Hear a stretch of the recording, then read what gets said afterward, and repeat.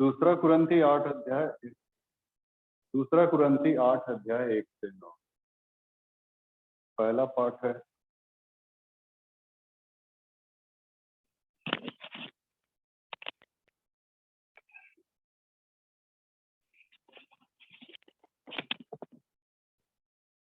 अभी का ठहराया गया पहला पाठ है निर्गमन 35 उसका 20 से लेकर के 29 तक। तब इस्राएलियों की सारी मंडली मूसा के सामने से लौट गई, और जितनों को उत्साह हुआ और जितनों के मन में ऐसी इच्छा उत्पन्न हुई थी, वे मिलाप वाले तंबू के काम करने और उसकी सारी सेवा और पवित्र वस्त्रों के बनाने के लिए यहोवा की भेंट ले आने लगे। क्या स्त्री क्या पुरुष जितनों के मन में ऐसी इच्छा उत्पन्न हुई थी, वे सब जुगनू, नथनी, मुंदरी और कंगन आदि सोने के गहने ले आने लगे। इस भांति जितने मनुष्य यहोवा के लिए सोने की भेंट के देने वाले थे, वे सब उनको ले आए। और जिस जिस पुरुष के पास नीले, बैजनी या लाल रंग का कपड़ा या सूक्ष्म सनी का कपड़ा या बकरी का बाल या लाल रंग से रंगी हुई मेढ़ों की खालें या सुइसों की खालें थी, वे उन्हें ले आए। फिर जितने चांदी या पीतल की भेंट के देने वाले थे, वे यहोवा के लिए वैसी भेंट ले आए। और जिसके पास सेवा के किसी काम के लिए बबूल की लकड़ी थी, वे उसे ले आए। और जितनी स्त्रियों के हृदय में बुद्धि का प्रकाश था, वे अपने हाथों से सूत काट कर नीले, बैगनी और लाल रंग के और सूक्ष्म सनी के काटे हुए सूत को ले आई। जितनी स्त्रियों के मन में ऐसी बुद्धि का प्रकाश था, उन्होंने बकरी के बाल भी काटे। और प्रधान लोग एपोद और चपरास के लिए सुलेमानी मणि और जड़ने के लिए मणि और उजियाला देने और अभिषेक और धूप के सुगंध द्रव्य और तेल ले आए। जिस जिस वस्तु के बनाने की आज्ञा यहोवा ने मूसा के द्वारा दी थी, उसके लिए जो कुछ आवश्यक था, उसे वे सब पुरुष और स्त्रियां ले आई, जिनके हृदय में ऐसी इच्छा उत्पन्न हुई थी। इस प्रकार इस्राएली यहोवा के लिए अपनी ही इच्छा से भेंट ले आए।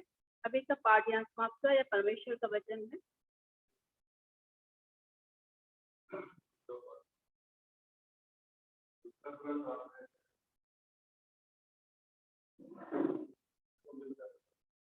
दूसरा कुरंथ 8 अध्याय 1 से 9।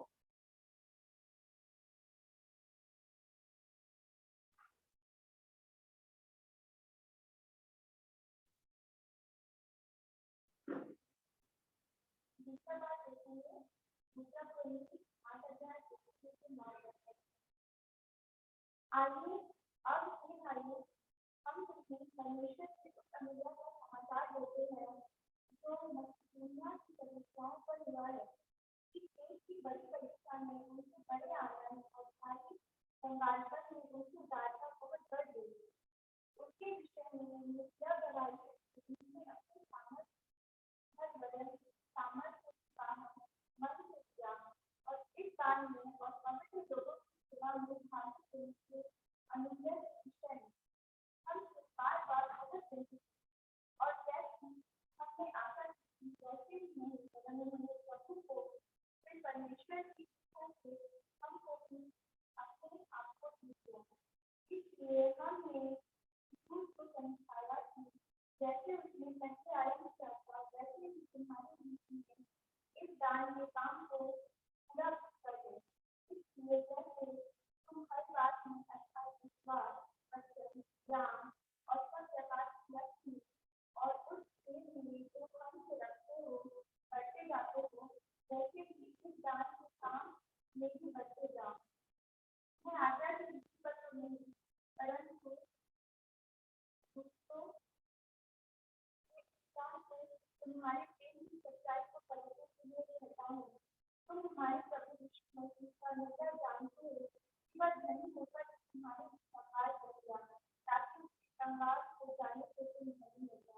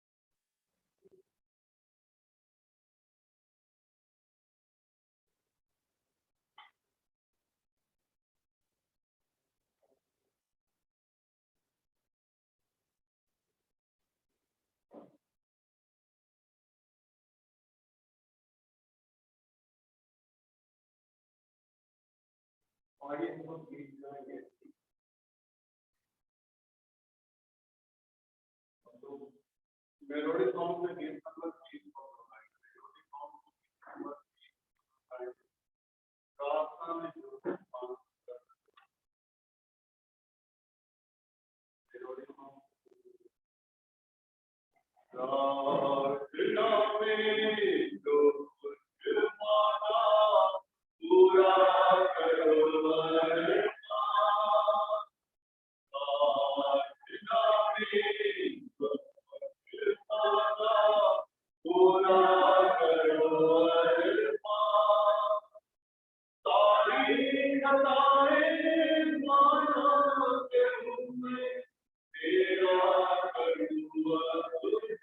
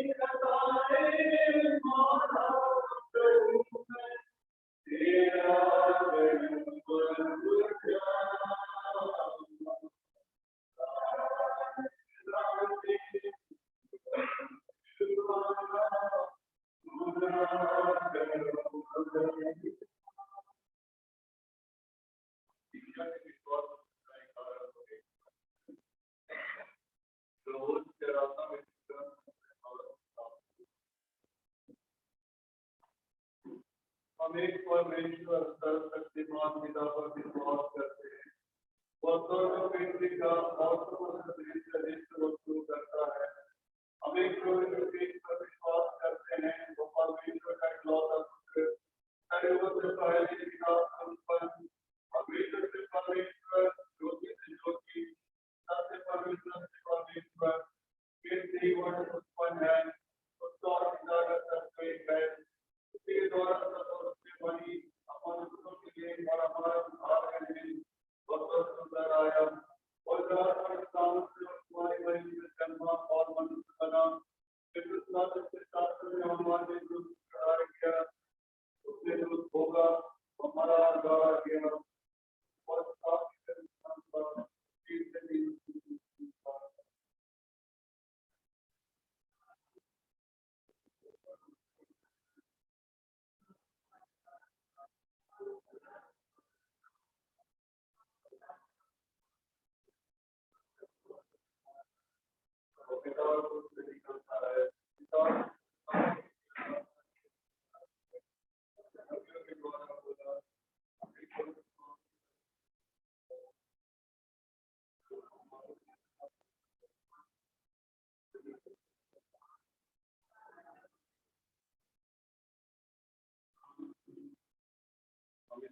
गीत गाएंगे। ये गीतमाला का 24 है। गीतमाला से हम लोग 24 नंबर हम लोग गीत गाएंगे।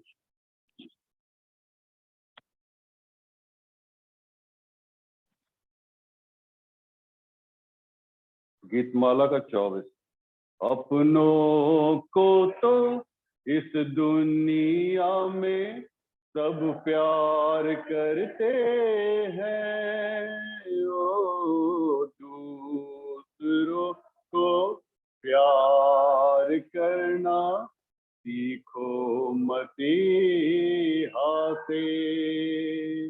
अपनों को तो इस दुनिया में सब प्यार करते हैं, ओ दूसरों को प्यार करना सीखो मसीहा से। एक गाल पे कोई मारे जो चाटा तो दूसरा फेर देना। एक मील कोई ले जाए तुझको, 2 मील का साथ देना। एक गाल पे कोई मारे जो चाटा तो दूसरा फेर देना। एक मील कोई ले जाए तुझको, 2 मील का साथ देना। अपनों को तो इस दुनिया में सब प्यार करते हैं, दूसरों को प्यार करना सीखो मसीहा से। अपने पड़ोसी से अपने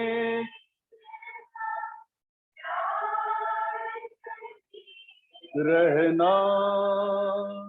यीशु मरा है सबके लिए ही, ये बात ना भूल जाना। अपने पड़ोसी से अपने ही जैसा प्यार करते रहना। यीशु मरा है सबके लिए ही, ना भूल जाना। अपनों को तो इस दुनिया सब प्यार करते हैं, ओ दूसरों को प्यार करना सीखो मसीहा से। अपनों को तो इस दुनिया में सब प्यार करते हैं, ओ दूसरों को प्यार करना सीखो सीखो मसीहा से, सीखो मसीहा से, सीखो मसीहा।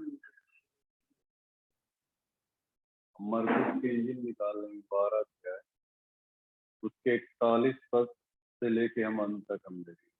मरकुस की इंजील उसका 12वां अध्याय, उसके 41 से लेके अंत तक।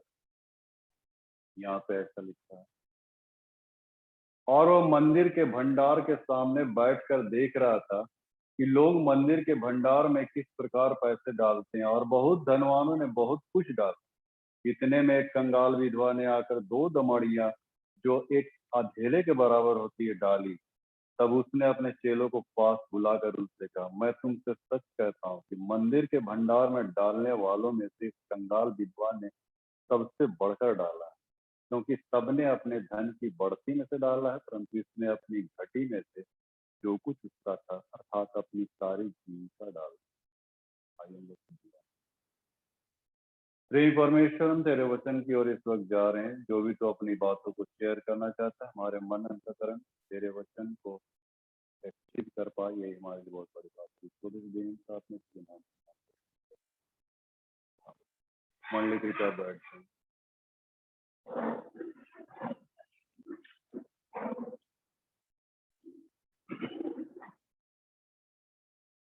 तो ख्रीष्ट में अति प्रिय, आज आपने देखा होगा कि सब कुछ एक रैंडम हो रहा है। मोमबत्ती आए रैंडम, हम भी आए रैंडम। एक्चुअली कल वैक्सीनेशन लिए, दूसरा डॉज है। अब वैक्सीनेशन लिए और बुखरा आ गए हम, बुखरा आ गए, पेन उठे लगा। तो फिर हमको तो लगा कि आज पता नहीं होएगा कि नहीं होएगा मेरे से जगह, लेकिन खैर प्रभु ने फिर से सुंदर अवसर दिया कि आज हम लोग यहाँ पे इकट्ठे हैं, और छोटे झुंड के रूप में ही सही, तब हम लोग यहाँ पे हम लोग आने पाए हैं। और तब आज का परमेश्वर का वचन जो हमसे बातचीत करने जा रहा है, ये आज का टेक्स्ट जो है, संदर्भ जो ठहराया गया है, ये उदार आत्मा के विषय में। उदार आत्मा या उदार मन, इस संदर्भ में हम लोग देखेंगे उदार मन या उदार आत्मा। तो आज जैसा कि हम लोग तीनों पैसेज तो हम लोगों ने पढ़ा, तीनों पैसेज को हम लोग बारी बारी से टेक्स्ट को, और तो हम लोग देखेंगे बारी बारी से, निर्गमन और कुरिन्थी पत्री और लास्ट मरकुस। तो तीनों को हम लोग बारी बारी से हम लोग देखेंगे। और तब उदार आत्मा के विषय में प्रभु यहाँ पे बतलाना चाहता है, माने उदारता क्या होती है, उदारीकरण या उदारता क्या होती है, या हमारा हृदय किस रूप में परमेश्वर को भक्ति दे सकता है। ये बहुत बड़ा आज एक सवालिया चिन्ह बना हुआ है कि हम कितने उदार हैं, न सिर्फ परमेश्वर के प्रति बल्कि मनुष्यों के प्रति भी, बल्कि और सबों के प्रति, पूरे समाज के प्रति हमारी उदारीकरण किस हद तक माने प्रभु के सामने ग्रहण योग्य होती है। बहुत बड़ी बात है। मसीह जीवन उदारीकरण का जीवन, उदारता का जीवन, उदार हृदय, एकदम बिल्कुल एकदम खुले रूप से एकदम अपने आप को पेश किया जाए, इस टाइप से हम लोग को होना चाहिए मसीह लोग, है ना। तो यहाँ पे हम लोग देखने जा रहे हैं निर्गमन की पुस्तक में, जैसे आप देखिए परमेश्वर ने मूसा के द्वारा मिलाप वाले तंबू को बनाने की पेशकश की, और मूसा ने सारे इस्राएलियों को आज्ञा दी कि जितना तुम लोग के पास सोना चांदी गहना और ये वो लमसम सब कुछ को लाओ, और यहाँ पे हम लोग मिलाप वाले तंबू को बनाएंगे, ताकि हम वहां पे मिलाप वाले तंबू पे हम लोग रह के तब वहां पे हम लोग परमेश्वर की आराधना स्तुति करेंगे। क्योंकि उस समय तो मंदिर नहीं था ना, परमेश्वर का मंदिर मतलब करें, परमेश्वर का मंदिर या उसका चर्च या उसका भवन तो ऐसा कुछ था नहीं, बिल्डिंग विल्डिंग। तो चलो भाई, मिस्र से निकले थे, कनान की यात्रा में थे, तो जहाँ कहीं मतलब मिलते, जहाँ जहाँ कहीं भी आग का खंभा बादल खंभा उन लोग को ले जाता था, जहाँ कहीं भी रुकता था वहां उन लोग रुक जाते थे। उसको तो वहाँ पे बड़का सा टेंट लगा देते हैं ना, केटरर्स लोग को बुलाते थे, ओलिया और ये सब बसले टाइप का केटरर लोग को बुला के वहां पे एकदम तंबू टांग लेता था। उसके बाद परमेश्वर बोला कि जितना सामान है तुम लोग लाओ, और जानते हैं सब मतलब एकदम मैंने अपने आप को एकदम मैंने उछल दिया अचानक से, एक तरह से इतना मैंने सोना चांदी गहना जो कुछ भी था सब कोई मिलाप वाले तंबू को बनाने के लिए एकदम मैंने जी तोड़ मेहनत कर दी।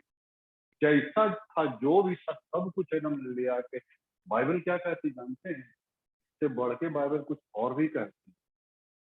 वे लोग जो ला रहे थे ना, निर्गमन 36:6 को पढ़िएगा, वहां पे क्या लिखता है बाइबल निर्गमन 36:6 में कि तब मूसा ने सारी छावनी में इस आज्ञा का प्रचार करवाया कि क्या पुरुष क्या स्त्री कोई पवित्र स्थान के लिए और भेंट न लाए, इस प्रकार लोग और भेंट लाने से रोके गए।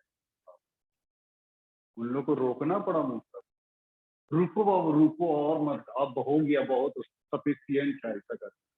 माने उदारता का देखिए परिचय किस रूप में दिया इसराइली लोग, माने एकदम उसको रोकना पड़ गया। अभी तो हम मांगने अभी बाउंड्री वाल हम लोग का बन रहा था, बाउंड्री वाल तो भूख भूख के परेशान एकदम सब कोई लोग, मतलब बड़ी खोच कांच के दिए, देवो किए तो कुरकुरा के दिए होंगे नहीं, और कितना माने संस्कृत का श्लोक और ये सब पढ़ उड़ के दिए होंगे, हम कह नहीं सकते। तो खैर एनीवे, तो ऐसा नहीं होना चाहिए। हम कभी कभी बड़ी कड़ुआ शब्द हम बोल देते हैं, लेकिन ऐसा नहीं होना चाहिए। उदारीकरण मैंने परमेश्वर देखना चाहता है।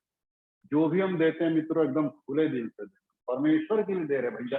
रेवरेंड के भी खालकों के लिए थोड़ी दे रहे हैं। आप लोग सोचते कि रेवरेंड के भी खालको कहीं इन्वर्टर दबा लेगा तो ऐसा थोड़ी होता है। आप ऐसा सोच के ना दे, आप परमेश्वर की महिमा के लिए आप अपने अपने आप को दे रहे। परमेश्वर आपको देख रहा है, आपके उदारीकरण को परमेश्वर देखना चाहता है। अभी आगे और आप आगे और जाइएगा, उदारीकरण का परिचय यहाँ पे 2 कुरिन्थी 8वें अध्याय में हम देखते हैं। बाइबल क्या कहती है, पौलुस क्या कह रहा है कि क्लेश की बड़ी परीक्षा में 2 कुरिन्थी 8 अध्याय के 2 पद, मैसेडोनिया की कलीसिया को पौलुस बहुत ही मतलब ई कर रहा था, उसको मैंने इंकरेज कर रहा था, या कहना चाहिए उसको उसको शाबाशी दे रहा था। हाँ, क्या कहता है कि मैकेडोनिया की कलीसिया वहां पे बहुत सताहट आ गया, बहुत क्लेश आ गया था, सताहट आ गया था, दरिद्रता के साए में जी रहे थे। बावजूद इसके मैसेडोनिया की कलीसिया, मकेडोनिया की कलीसिया लिखता है कि वे जब उनको बोला गया कि आप माने लोगों को भी आप सहायता कीजिए, तो ऐसी बड़ी क्लेश में भी, ऐसे बड़े कंगालपन में भी उनकी सहायता जो थी दूसरे लोगों के लिए एकदम बढ़ चढ़ के थी।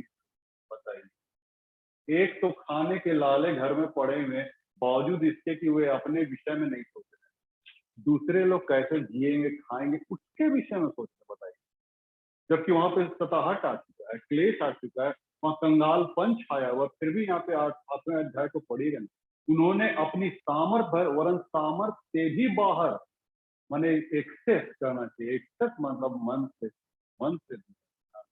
सिर्फ अपने बाहरी तौर तरीके से कई बार हम देते हैं तो अपने धार्मिकता गिनाने की वजह से देते हैं। नहीं, फरीसी शास्त्री लोग क्या कर सकते हैं, सिंदूरा पे हम इतना दे रहे उतना दे रहे, दुनिया भर का वहाँ पे है ना ढाल और ढाका सब बजा रहा है, वहाँ पे नगाड़ा बजा बजा के वहाँ पे उतराए यरूशलेम में। वैसा थोड़ी होता है, वैसा नहीं होता है।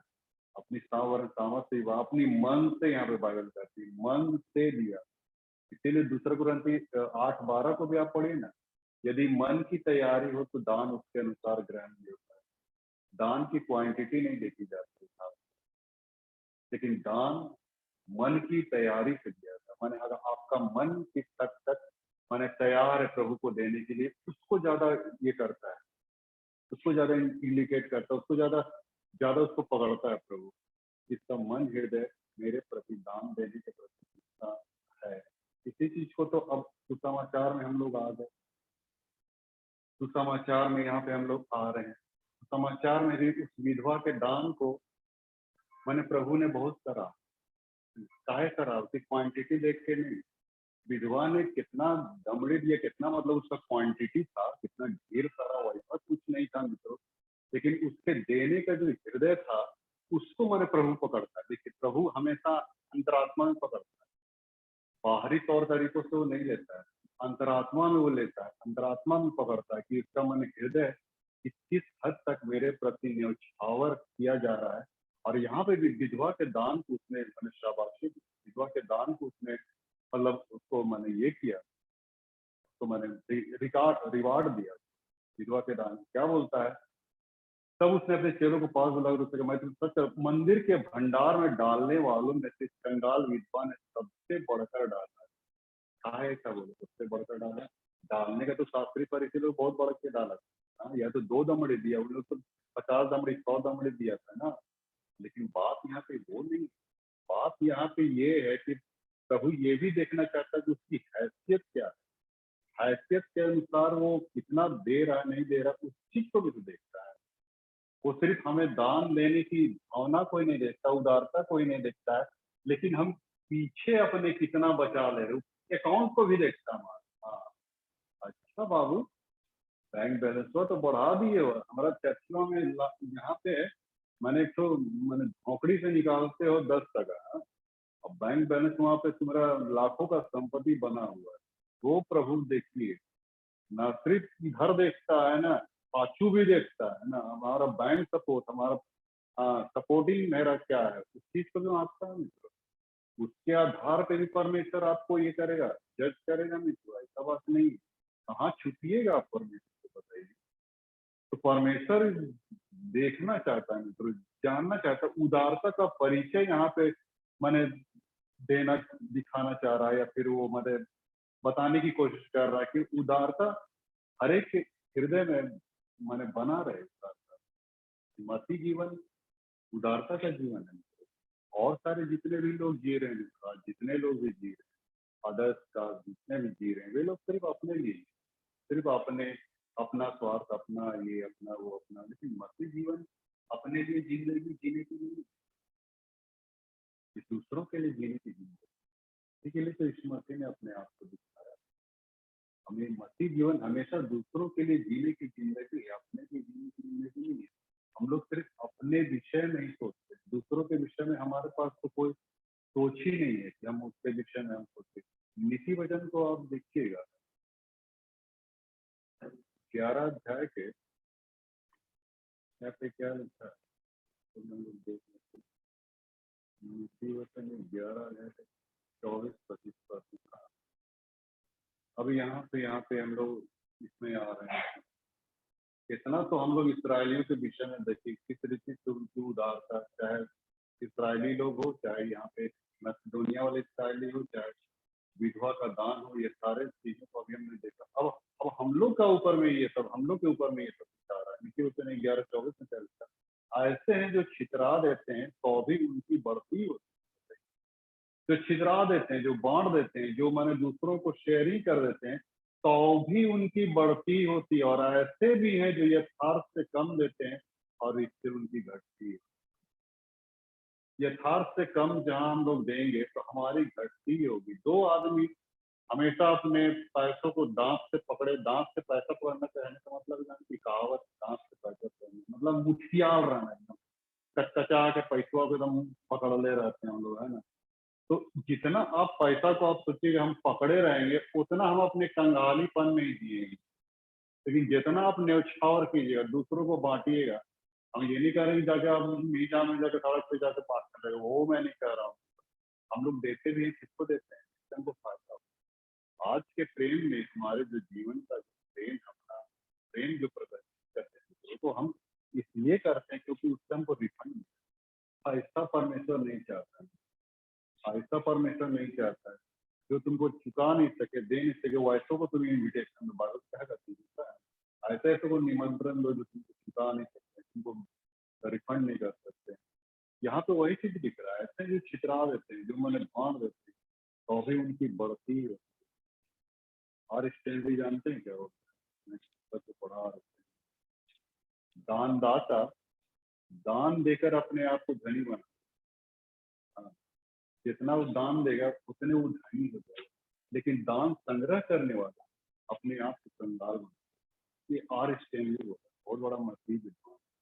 तो दानदाता दान देकर अपने आप को धनी बना देता है, लेकिन दान संग्रह करने वाला, पैसा इकट्ठा करने वाला, अपने आप को मन पैसा इकट्ठा करके भी वो गरीब कंगाल हो जाता है। बहुत बड़ी बात है। तो इस चीज को हम लोग समझे मित्रों की, हम जितना हम बांटेंगे उतना हमारे पास बढ़ेगा, हमारा घटेगा नहीं। यहाँ पे 25 पद और क्या लिखा है, उदार प्राणी पुष्ट हो जाता है और जो औरों की खेती सीखता है उसकी भी सीखी जाएगी। तो वो तो बोल रहा है उदार प्राणी, जो उदार प्राणी होते हैं वो हिष्ट पुष्ट हो जाता है, उसका ना आत्मिक रूप से बिल्कुल स्वस्थ होता है। जो व्यक्ति माने उदारता का परिचय देता है, उदारीकरण जिसके अंदर में होता है ना, वो बिल्कुल आत्मिक रूप से पुष्ट होता है, माने आत्मिक रूप से स्वस्थ हेल्दी वेल्दी पाया जाता है। उसके अंदर में एक आनंद, एक खुशी रहती है। क्यों? दूसरों को बांटने में उसको आनंद मिलता है। जितना वो बांटता है ना, जितना वो देता है, दूसरों को उतने उसके अंदर में आनंद। और जब पकड़े रहता है ना कट्टे के, तो और मतलब मैंने हाय हाय चिल्लाते रहता है। तो ऐसा नहीं, बाइबल कह रही है उदार पानी पुष्ट हो जाता है, आत्मिक रूप से स्वस्थ होता है, और जो औरों की खेती सीखता है उसकी भी सीखी जाए। या हम दूसरों को अगर हम शेयरिंग करेंगे, दूसरों के साथ अगर हम बांटेंगे, रखने जाने, तो अवश्य हमारी भी ये परमेश्वर ये करेगा। एक विद्वान ने और कहा है, मैं क्या क्या बताऊं, a giving hand is better than praying lips. A giving hand better than praying lips, मतलब प्रार्थना करने वाले होंठ से कहीं बढ़कर देने वाले हाथ। बहुत तगड़ा लिखा है, कहाँ से झूठ है। ए गिविंग है बेटर देन प्रेइंग, प्रार्थना करने वाले होंठ से कहीं बेहतर देने वाले। यही तो प्रभु देखना चाहता हूँ, प्रैक्टिकली तौर पे ये व्यवहारिक सैद्धांतिक तौर पे नहीं। हम लोग कितना बार हम लोग 50 और ये बोल रहे, वो ऐसा नहीं। देखना चाहता हमारे जीवन में इसकी व्यवहारिकता है, उदारीकरण है कि उदारीकरण। कभी कभी मैं जानते हैं पैसों से पकड़ता हूँ किसी व्यक्ति को, कोई किसी को उधार मिला है नहीं मिला है, तो हम पैसों से भी पकड़ता हूँ। पैसों जो उद्धार जिससे प्राप्त होता है, जो उद्धार जिससे प्राप्त होता है, नया जन्म प्राप्त होता है, वो उसके अंदर में उदारता बढ़ जाए। ये स्वाभाविक, ये मतलब ये परमेश्वर का एक गुण है जिसके अंदर एक बड़ी पनपने लगे। अगर उसके अंदर में ये उदारता नहीं दिखे, समझ लो कुछ भी कह लीजिए उदार में। तो मैं कभी कभी जब ऑफरिंग चलता है हम देखते हैं, तो इसी में सीढ़ी में बैठ के देख रहे हैं, हम भी कभी कभी देखते हैं, तो उससे भी हम पकड़ते कि भाव इसको उधार मिला है नहीं मिला है, उससे भी पैसा से भी। आप बोले ये कौन विश्लेषण है? विश्लेषण है, यहाँ पे भी है। उदारीकरण माने उधार पाने वाला व्यक्ति माने उदार हो जाता है। क्यों उदार? इसलिए हो जाता है क्योंकि वो समझता है कि प्रभु यीशु मसीह ने मेरे पाप, मेरे गुनाह, वो कर्ज के बोझ पर दबा हुआ था, लेकिन प्रभु ने मेरे गुनाह को, मेरे पाप को, मेरे बोझ को हटा दिया। इस बात को समझता है इंसान। जब प्रभु ने इस रूप में हमको हटा दिया, तो हम भी दूसरों की ये भावना, ये स्वभाव, क्योंकि जिस मैंने कहा ना, उदारीकरण का परिचय वही दे सकता है जिसके गुनाह क्षमा, जिसके पाप क्षमा, वही उदारीकरण का परिचय दे सकता है, या उदारता में जी सकता है। ऐसे नहीं दिए गए। पुराने मनुष्यत्व में रह के हमें पुराना मनुष्यत्व हमेशा थोपने वाला रहा, हमेशा मैंने पकड़ने वाला रहा। लेकिन जो नया मनुष्यत्व में आया था वो एकदम बांटने वाला, दूसरों को बांट। यीशु मसीह भी तो बांट दिया, कलवरी क्रूस पे लिए। हम क्या थे? हमारी औकात और हैसियत ही क्या है? अगर हमारी हैसियत होती, हम कैपेबिलिटी में होते, हम अच्छे खासे मैंने पढ़े लिखे सब कुछ सारी बातों में, लेकिन रोमियो 5:8 में क्या लिखा है? प्रभु यीशु मसीह तभी हमारे लिए मरा जब हम, क्योंकि हमारा डेफिनेशन वहाँ पे ये है, हमारी परिभाषा वहाँ पे ये है, हम पापी थे, हम इस लायक नहीं थे कि हम प्रभु के ग्रहण योग होते, लेकिन वो तो उसका प्रेम, उसका अनुग्रह इस रूप में आ गया। उदारीकरण का परिचय प्रभु यीशु मसीह ने, उदारता का परिचय, अपने आप को शून्य कर, बाइबल कहती शून्य कर दिया, नेगलेक्ट, एकदम जीरो, एकदम जमीनी स्तर पे ले आया। हम लोग तो आजकल मन ऊंचा उठना चाहते हैं ना, वो अपने आप को एकदम मैंने जमीनी स्तर पर शून्य कर दे, जीरो बैलेंस, एकदम जीरो बैलेंस। क्यों? क्योंकि आज हम लोग इस रूप में यहाँ पे बन पाते, टिक पाते, रह पाते, खड़े हो पाते। आज जो भी है हमारे पास मित्र, सब कुछ परमेश्वर का, हमारा अपना कुछ भी नहीं है। बाइबल को एक दिन मैं दिखाऊँ, क्या जमीन, क्या धन, क्या दौलत, क्या पशु पक्षी, सब कुछ परमेश्वर का। बाइबल में एक दिन मैं खोल के दिखाऊँ, सब कुछ उसमें अलग अलग है, इसीलिए मैं ख्याल नहीं करता, सब कुछ परमेश्वर का। तो जब परमेश्वर भी चाहता है कि हम भी दूसरों के लिए उदारता का परिचय बने, तो बने भी। प्रभु यीशु मसीह ने जब आपके लिए लहू बहाया, जब इतनी बड़ी कुर्बानी दी थी, हम एक कतरा भी हम हम चुका नहीं सकते तो फिर क्या मसीह है? तो फिर ये मसीह जीवन नहीं है।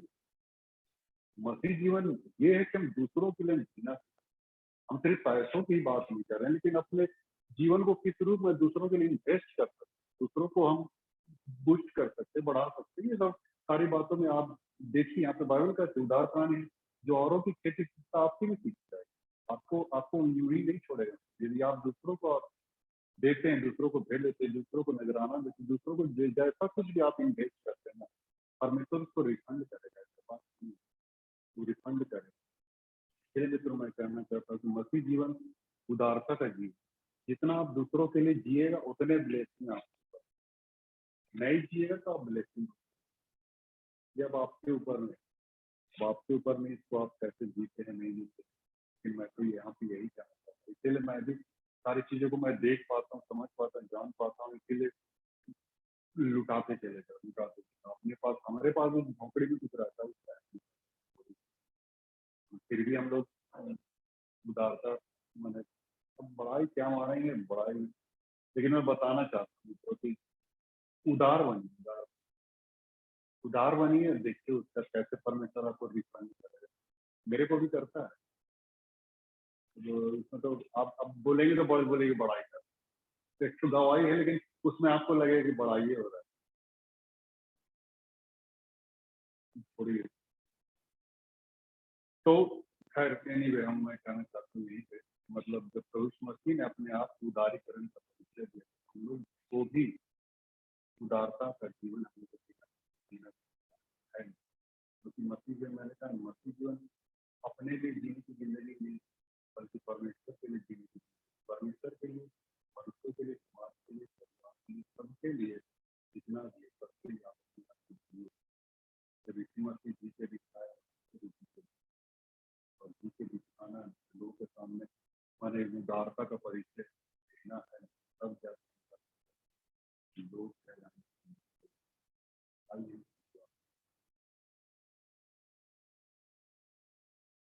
पिता हम तेरा धन्यवाद है कि तूने आज अपनी बात हम सबकी तेरे प्रति हम नतमस्तक हैं, तूने अपने आप दंड के कोड़े के लाए, लेकिन फिर भी तूने अपने आप को रूप में दिया, अपनी उदारता का परिचय रूप में दिया, ताकि आज हम भी उदारीकरण, हम भी उदारता का परिचय ना तू जैसा चाहता हुआ तू जी तुझसे दुआ कर, तू अपनी आत्मा को हमारे अंदर दूसरों से खुले दूर, यही हमारे लिए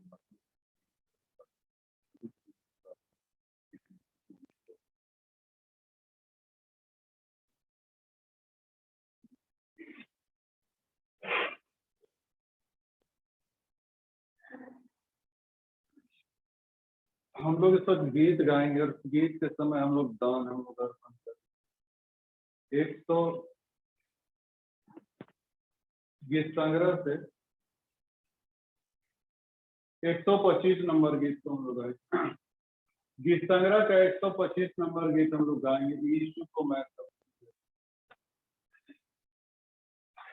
यीशु को मैं सब कुछ देता, सब कुछ अर्पण करता हूँ, जो कि दिन संग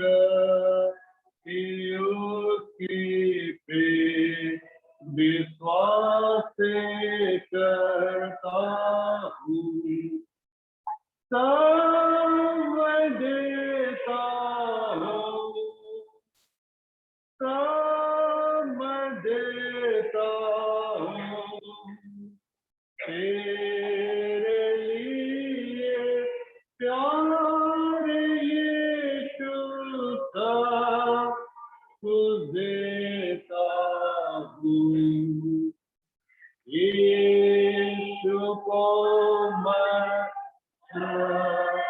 कुछ देता के चरणों में छोड़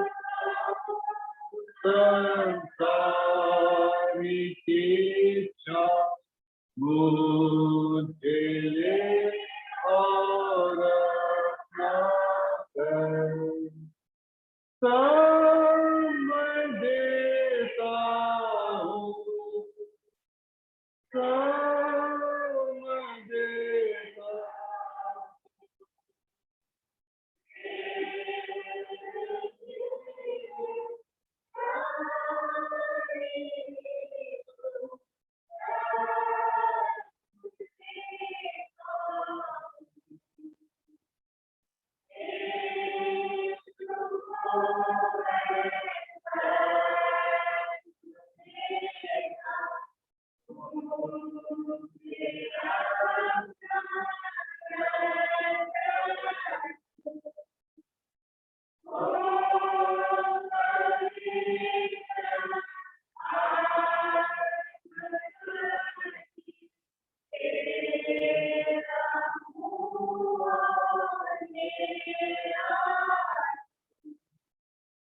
सब देता हूँ, सब देता हूँ तेरे लिए प्यारे यीशु सब देता हूँ यीशु को मैं सब कुछ से मैं ना जानूं ओ जी और सच्ची है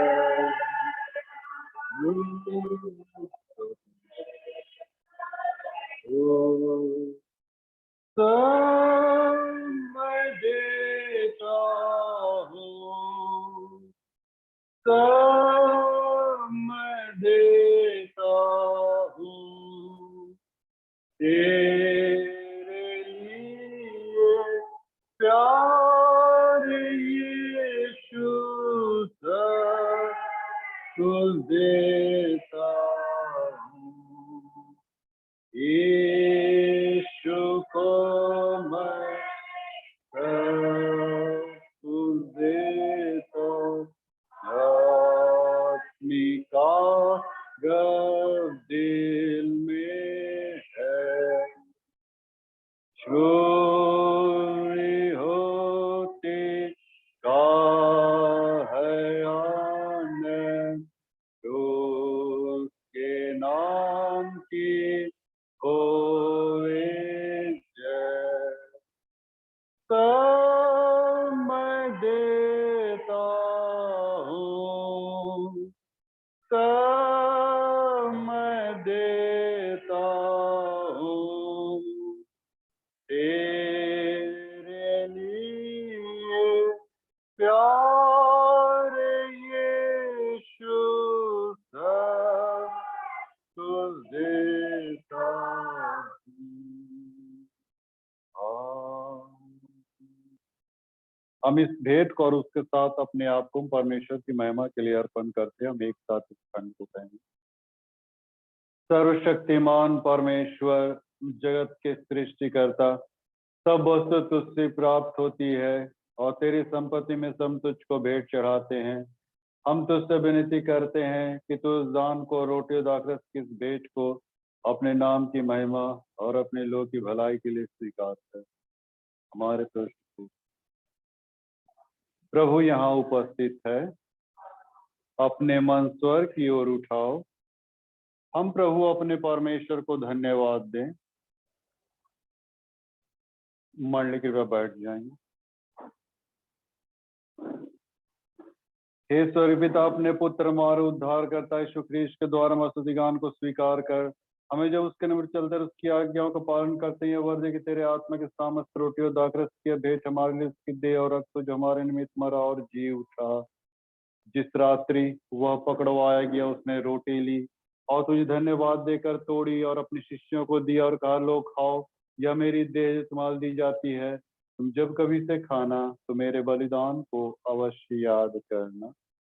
इसी प्रकार भोजन के उपरांत उसने कटोरा लिया और तुझे धन्यवाद देकर उन सबको दिया और कहा, तुम सब इसमें से पियो, क्योंकि नई वाचा का मेरा रक्त है जो बहुतों के पाप क्षमा के निमित्त बहाया गया है। तुम जब कभी से पीना तो मेरे बलिदान को हमेशा याद कर।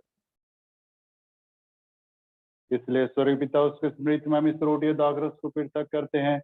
हम उसे क्रूस पर एक ही बार सर्वसिद्ध बलिदान को, उसके मृतकों में से पूर्ण उत्थान को और स्वर्ग में उसके आरोहण को आनंद से मनाते घोषित करते हैं, और हम उसके महिमा सहित आने की प्रतीक्षा करते हैं।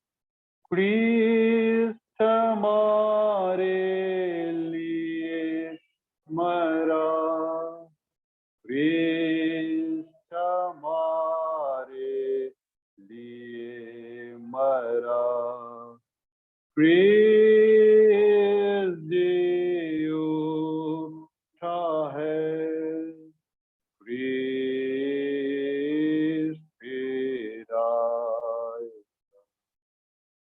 हम एक साथ इस खंड को बोलें। इसलिए हे दयालु पिता, उसी हमारे महापुरोहित के द्वारा धन्यवाद और स्तुति के हमारे इस बलि को स्वीकार कर, और जब तेरे ईश्वरी महिमा के समक्ष हम इन पवित्र उपहारों को खाते और पीते हैं, तुम अपने आत्मा के द्वारा नवजीवन दे, अपने प्रेम से प्रोत्साहित कर, और अपने पुत्र हमारे प्रभु यीशु ख्रीष्ट की देह में संयुक्त कर, उसी के साथ और उसी में और उसी के द्वारा पवित्र आत्मा के सामर्थ्य से हे सर्वशक्तिमान पिता, उन सब भक्तों के साथ जो पृथ्वी पर उस समय तेरे समक्ष उपस्थित हैं, हम तेरी आराधना करते और अनंत स्तुति का गान करते हैं। धन्यवाद आदर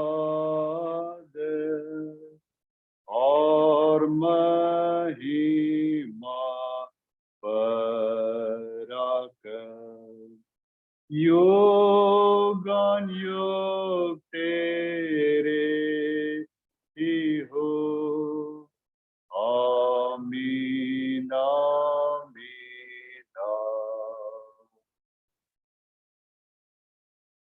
हमने इस रोटी को तोड़ी कि हम ख्रीष्ट की देह में सहभागी हों। हमने इस कटोरे के द्वारा इस पर हमने आशीष मांगी, ख्रीष्ट के रक्त में सहभागी हों। हम एक साथ प्रभु की प्रार्थना करेंगे।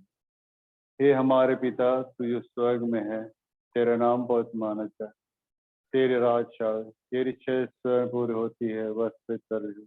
हमारी प्रतिदिन की रोटी आज हमें दे, हमारे अपराधों को क्षमा कर जैसे हमने अपने अपराधी को क्षमा किया, हमें परीक्षा में न डाल, परंतु बुराई से बचाओ।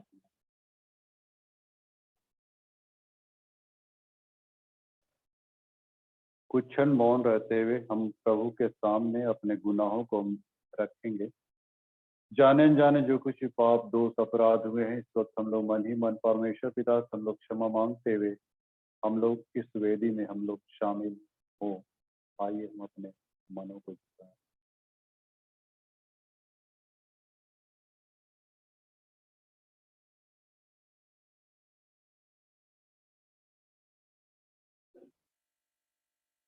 हम दीन प्रवेश की प्रार्थना हम लोग एक साथ करें। हे दयामय प्रभु, हम अपनी धार्मिकता पर नहीं परंतु तेरी बड़ी और बहुविध दया पर भरोसा करके तेरे इस मेज के पास आने का साहस करते हैं। हम तो इस लायक भी नहीं कि जो चूर चार तेरी मेज पर से गिरते हैं चुने, पर तू वही प्रभु है जिसका स्वभाव सदा दया करना है।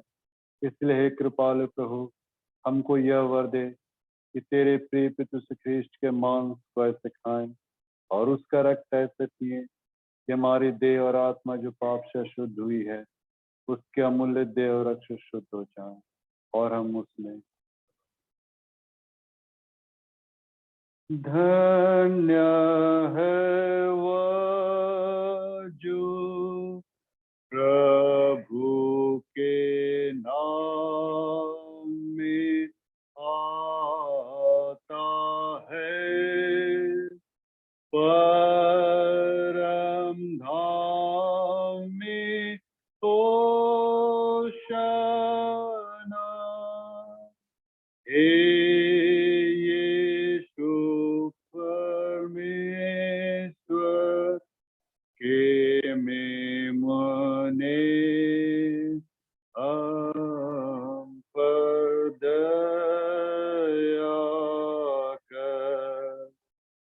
हे